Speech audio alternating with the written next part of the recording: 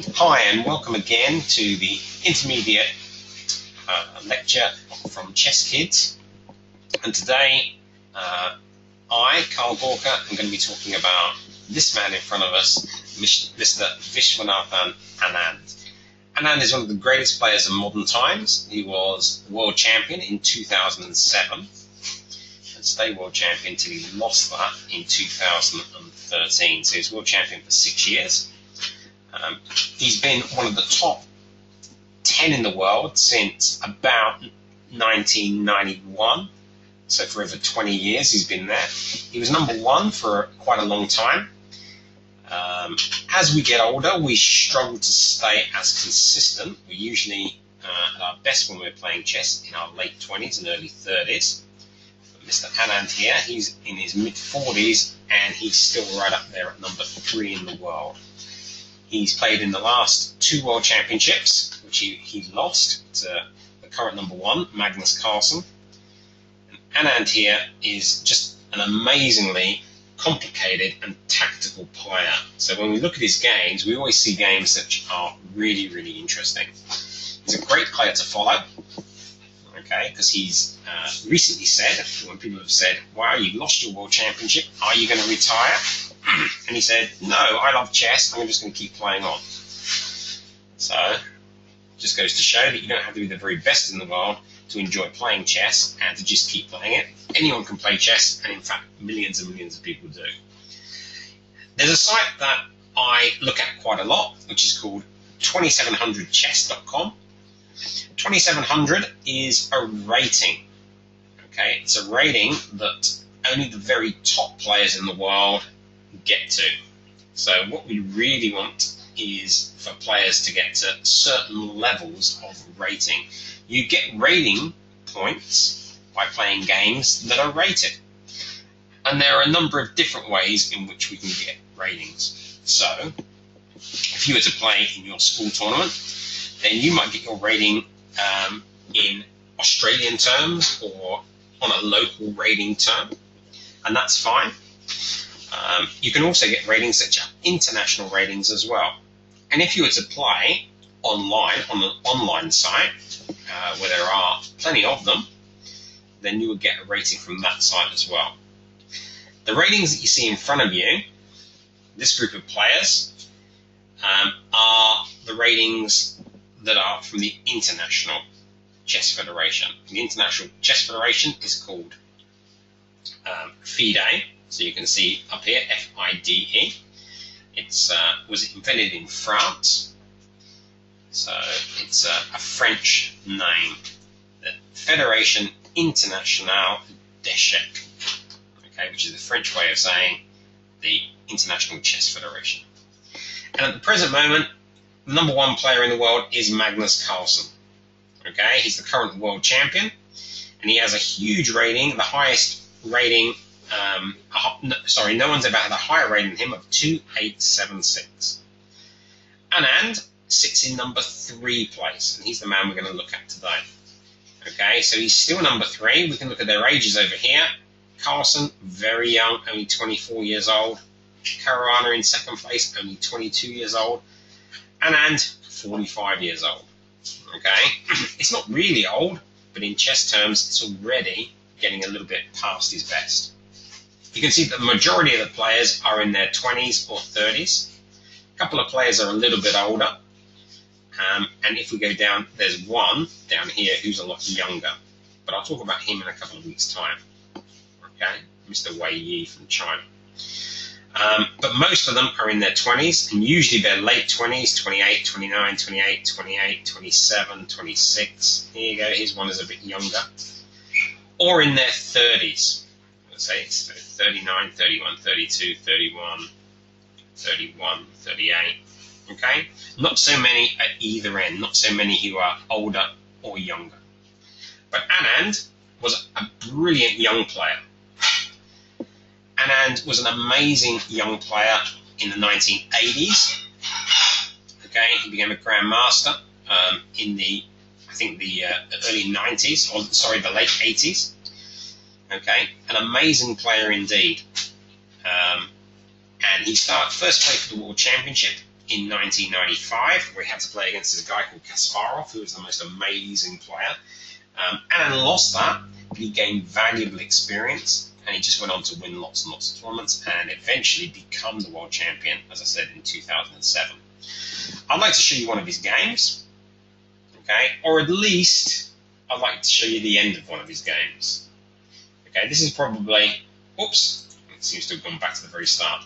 So, I'm going to show you the game that he's now seems to be most famous for. This game was played only a couple of years ago, in 2013. So he'd been practicing and training for a world championship match, and then he had to play against Mr. Aronian. Aronian here was ranked at the time number 2 in the world. Okay, Aronian comes from a country called Armenia. He's their number 1 player, and as I say, he's the number 2 player in the world at the time.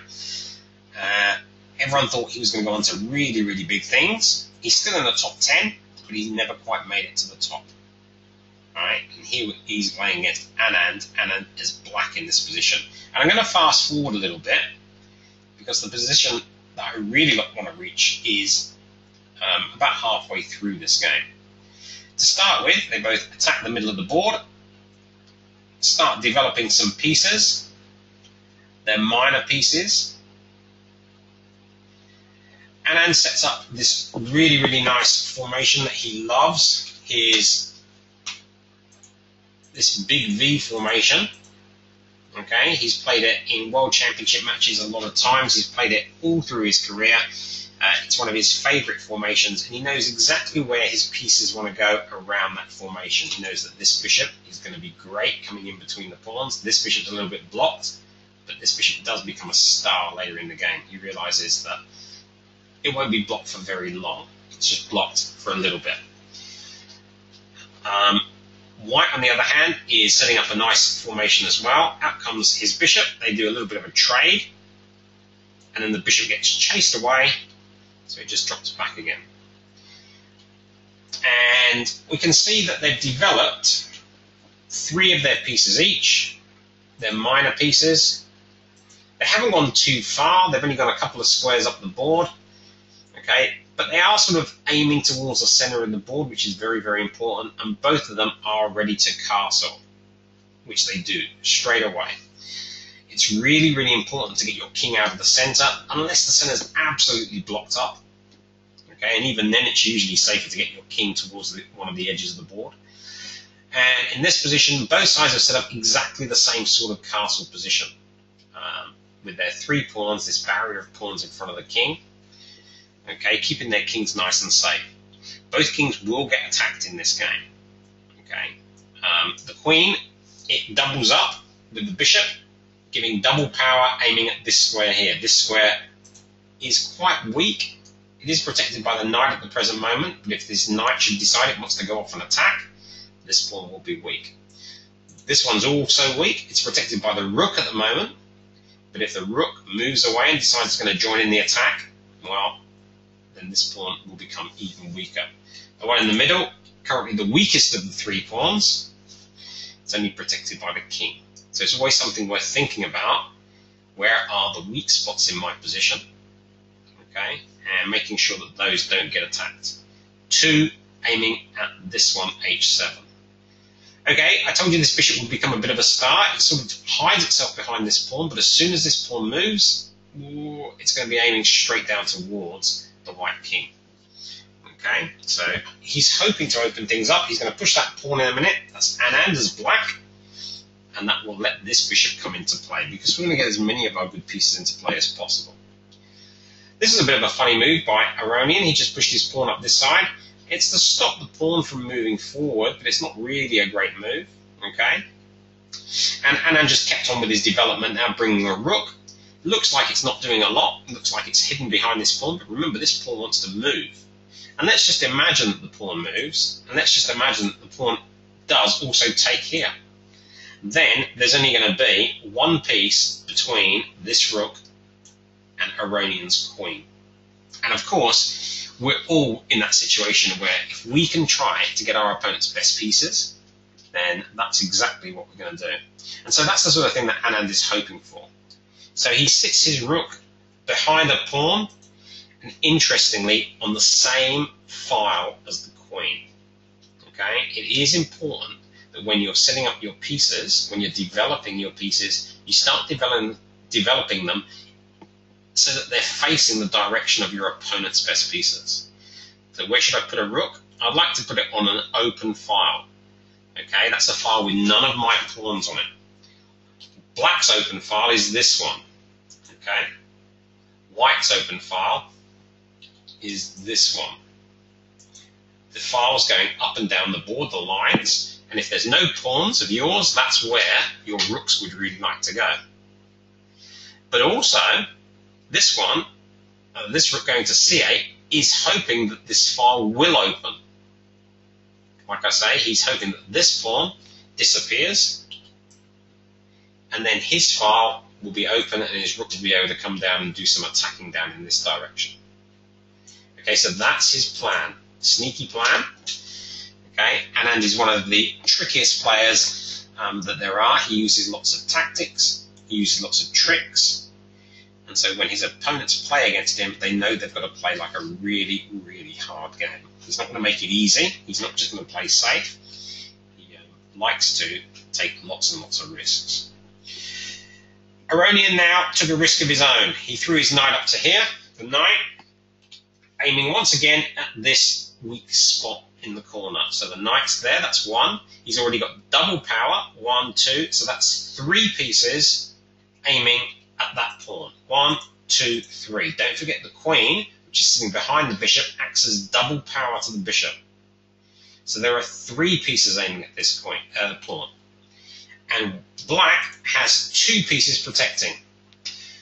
So what we would say is that white is going to win this pawn based on what we have at the present moment. He's got more attackers than there are protectors. Okay? So this pawn is in big, big danger. What we would normally do is try and protect it, though we can't really do that. So the next thing we would do is perhaps move it out of the way, or block our opponent from getting to it. But Anand decided he didn't want to do any of those things. He's going to actually let his opponent take it. He's carrying on with his plan on the other side of the board. Remember, he wants to get his 2 good pieces here attacking. He wants this one to win his opponent's queen, and he wants this one to help win his opponent's king. Checkmate. Okay? So this little pawn sitting right in the middle of the board, okay, is the pawn that he thinks is in the way of his own pieces. Move that pawn, and all of a sudden he's got a rook and a bishop, 8 points worth of material that are going to come to life. So he's reckoning that the 1 point he loses over here will be made up for the 8 points that are going to start playing in the game. Okay, bang, he moves his pawn down the board. And Aronian, the number 2 player in the world, thinks, excellent, I'm going to win myself a pawn. And not only do I win that pawn, my knight is now going to win 5 points of its own. Okay? So I can win this, and that will be absolutely excellent. I'll be that many points ahead. So most people in this position would do one of 2 things. We might play knight takes the knight, although then the bishop will come over, and that will be check. Be a little bit annoying. We could move our rook, then the knight wouldn't be able to take us. Yeah, that would be okay. And I had a completely different idea in mind. His rook is sitting here not really doing very much. What he wants to do is get the rest of his pieces into the game. He's thinking to himself, the knight that's sitting here has won a point, and it's also going to win another 5 points. But to do that, it's taken 1, 2, 3, 4 moves. Okay? 4 moves from its starting position. And one of the things that we know we're supposed to do in a game of chess is to move lots of pieces once, to get our whole army into the game. So what he's thinking is, this knight has wasted some time. Instead, what he'd really like to do is get his own pieces to attack. These pieces, if he can get all of these pieces to attack his opponent, I think that would be worth a rook and a pawn. So that's what Anand is thinking to himself. The first thing he does is he moves his knight to attack his opponent's weak spot down here. And he's now got double power working on this spot. He's got a bishop and a knight. And what's even worse for Aronian is that Black's queen can also come out very, very quickly. So let's imagine that the knight took, bishop takes the check. It's always good to do checks if you can, because then your opponent can't do a really good move back to you. The king will come to this square, and now the queen's coming out, and nothing is really going to stop this queen from getting to the king. Okay, and now this game looks as if it's almost over. We can sort of do a check, but the king can just take the knight. If we attack the queen, well, when the bishop takes this, White can't take back because the bishop moved out of the way and it was check. And now the queen can come down to here. An amazing checkmate. Of course, Aronian is the number 2 ranked player in the world. He's an excellent defender. Okay, this is another reason why this was such a great game. Aronian, an excellent defender, and an excellent attacker. And when you get that sort of thing happening, you're going to get some very, very exciting games. Of course, Aronian saw all this, and he decided it was time to block his opponent's bishop. The bishop wants to come across here, so you either got to push this pawn up or that pawn up, and he chose the one on the f-file. He's pushed this one towards the center of the board, and the pawn is blocking the bishop, which means the knight's got no protection. So if the queen comes over now, well, we can just push this up to here, and the knight's pretty much got to run away. Okay. But of course, Anand's got other things in mind. He doesn't just have one plan. It's not just, I'm going to do one thing. He's going to do lots and lots of things. First, he opened up his rook by taking in the middle of the board, and he's actually threatening the knight, so Aronian took back again. Okay? He still has his knight attacking this rook, which hasn't moved for a few moves. Okay? Anand's pretty happy to allow his rook to get taken. But in this position, this is the position which has now become very, very famous, even in just a couple of years since it's been played. Because Anand now made a couple of moves which were really, really crazy. Okay? Typical of Anand at his very, very best, playing the most complicated moves possible. First, he made a move which just looks absolutely mad. He just moved one of his pieces to a square where it could just get taken straight away. Boom. Bishop to c5. Why would he do this? It's blocking his own rook. He can just be taken. Look, takes. Okay, you can take back again. You just lost the bishop for a pawn. Actually, you are attacking this bishop here. So, if that bishop moves, Anand now had worked out, all in his head, all before he even moved the bishop, that he had an amazing checkmate. Okay? He can move his queen down to give check. Blocks are no good, because if he blocks, you just take. If this blocks, with the knight and the queen both attacking it, he would just take. So in this position, White has to move his king out of the way. Knight can come down and give check. And the king would have to move back again. You could take, but that's not so clever either. If you take, the bishop and the queen will both be threatening checkmate in this square. We'll have a look at that in a minute. Now, Black has an absolutely amazing move, a double check. What he wants to do is move his knight to give check. So he's going to move his knight to this square where it looks like it can get taken, but it can't, because there are two checks happening at the same time at the present moment. A double check. The queen's giving check. Remember, the knight got out the way of that queen, and it moves to a square where it gives check as well. A double check, you have to move your king, and the king would have to move into the corner. And now he has a very tricky queen check. The king can't take, but of course, the rook can. Now the knight's going to jump back to where it was to deliver this amazing checkmate. Okay? What we call a smothered checkmate, the king completely wrapped up by its own pieces. Wow. Absolutely amazing. Of course, Aronian saw her, and he moved his bishop back. So now we're in a situation where Anand has a knight attacked, a bishop attacked, and a rook attacked. And he played, again, the most amazing move, because instead of moving any of those pieces, should have moved my rook, should have moved my bishop, should have moved my knight. No, he just decided, I'm going to move a different piece.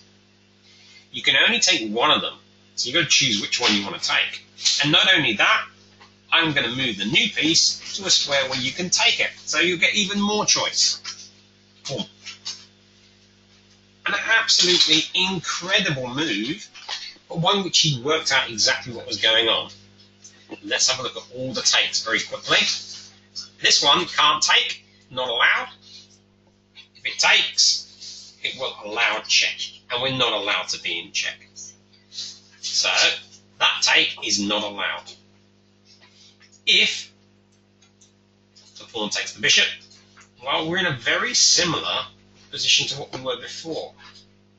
Okay, do you remember when the pawn took the bishop before? Queen check. The king goes in the corner isn't very good, because then the knight will come in and do this double check. So maybe instead we should take. But this isn't so clever either, because now we're threatening to take here with checkmate. And if the bishop moves, well, we get our opponent's queen. It stops checkmate, but not for long. So, pawn takes knight's not possible, and pawn takes bishop is bad, but this pawn can take the knight. Yeah, I guess you've all seen that it's going to be the same thing again. Queen comes down, does the same check. King has to move. And this time we don't even need to do the knight check. Because we have double power working down this way, our queen can come straight down to do check. King can't take, the rook can. And so the knight can come in and sneak in and do this excellent smothered checkmate yet again. Okay, the knight coming in and jumping to this square where it's attacking the king, and the king is completely wrapped up by its own pieces. So, where were we? The pawn is not allowed to take there. If it takes there, it'll be checkmate. If it takes there, it'll be checkmate. If this knight takes, yeah, it's the same checkmate again. Okay, so queen takes, king moves across, queen down, sacrificing the queen, and checkmate yet again. Being able to spot checkmate, being able to spot the type of checkmate that you want to do is a very, very big skill. Learn some checkmates, this one, this smothered checkmate, for instance, and then you can start using it in your games. Aronian had worked out that whatever he took out of all of those pieces was not going to work, but he can take the knight, and he did. And I'm going to fast forward a little bit. Bishop takes check, and then knight takes the bishop, and then, at long last, he took the rook. Okay? Now, what Anand would really like to do is come down here and then do checkmate on this square. The only problem is, if you move his queen to there, white can do a check. Can you see the check that white can do? White's actually got one move to do check in this position. Can anyone see that check? Just one check.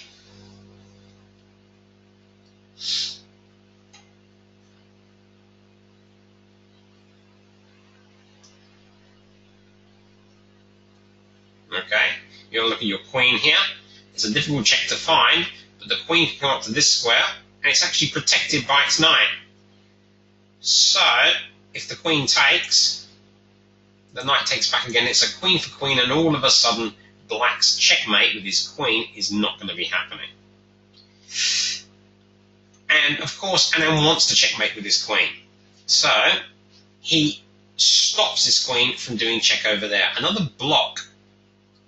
Okay? We can play some absolutely brilliant moves with some very, very simple ideas. Anand has used a number of moves recently, some of the last moves he's done, because he saw a checkmate pattern that he recognised.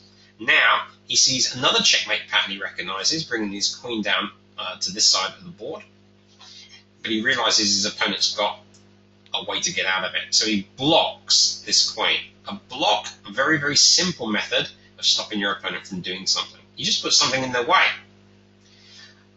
The queen wants to come over here. Oh, but the knight stops it. Absolutely amazing how these players play.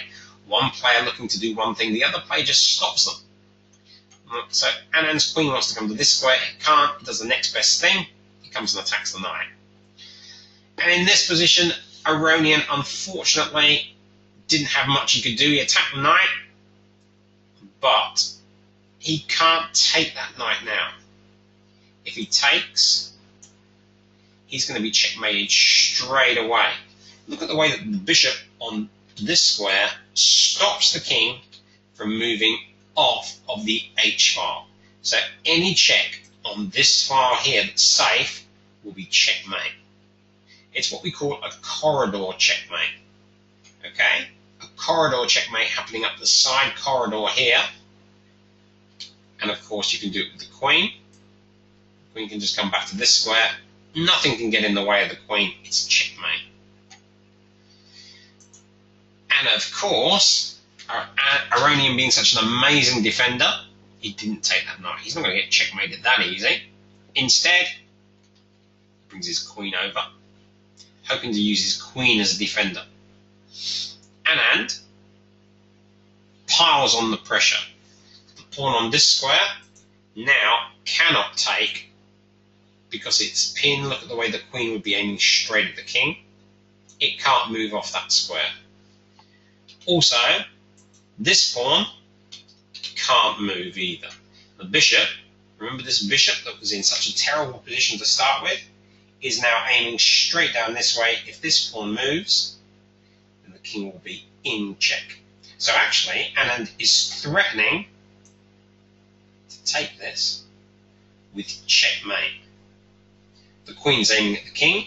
The king can't run away in this direction because of the bishop, and the pawn cannot take the queen because it is pinned.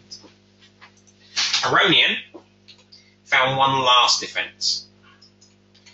Queen in the way, defending his pawn. Anand would love to take this pawn, but now the queen will take back. And Anand used his same technique again of blocking. He thought to himself, well, if I can take this, it's checkmate. So, I've just got to stop the queen from protecting this. I've got to put something in the way. If I can do that, then my queen will be able to take this pawn, and this pawn won't be able to take me back, and it's going to be checkmate. So his last move, the move where Aronian now couldn't find any way to get out of this, was to block the queen from protecting this. In fact, there's only one way to really stop checkmate, and that's to put your rook up on this square here. But of course, if that happens, we can do an amazing fork, aiming at king, aiming at queen. It's not protected very well. And now our block comes into play. Yeah, so check. Just check payment. The king has to move out of the way. It's the only way. And now there's an amazing checkmate in one move. We've got about 1 minute to find this. Checkmate in one move. Sorry, you have to pay us. Can you find this checkmate? One move for the black. Black to play and checkmate in one.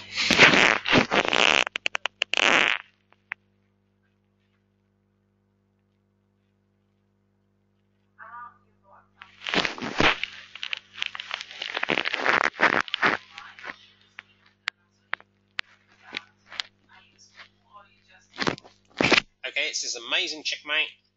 Queen takes the pawn. It's protected by the bishop. So we have this bishop up here, which is protecting the queen. Double power. The queen's right in front of the king. The king can't move to either side because the queen cuts off its escape. Can't come up here. And the rook can't take because the bishop is pinning it. If the rook moves, the other bishop will be giving check. An amazing game by Anand, using what we call Philadors, or a smothered checkmate, with his knight again and again and again to stop his opponent doing the moves he wanted to do. Remember the way that Aronian wanted to take, but every time there was a trick happening. Remember as well that Anand used very simple tricks. Blocks, okay, threats of checkmate. Learn as many different checkmates as you can and use as many simple tricks as you can. And look again at all the development of black's pieces compared to white's. White's still got two pieces that are doing absolutely nothing at the present moment. Even the knight over here isn't doing very much. At least it's moved, but these two haven't moved for the whole game. Development is a key part to our game, and we must develop our whole army. Okay, thanks very much. This game, the game of the most amazing tactical player of modern times, Anand, will be up for you to review a little bit later. Try and learn the checkmates, the checkmate patterns, the corridor checkmate, the Philador's checkmate, the smothered checkmate with a knight, and you can use those in your own games. Cool. Thanks very much for listening. That is the end of our intermediate lecture for today. Thank you very much. Bye-bye.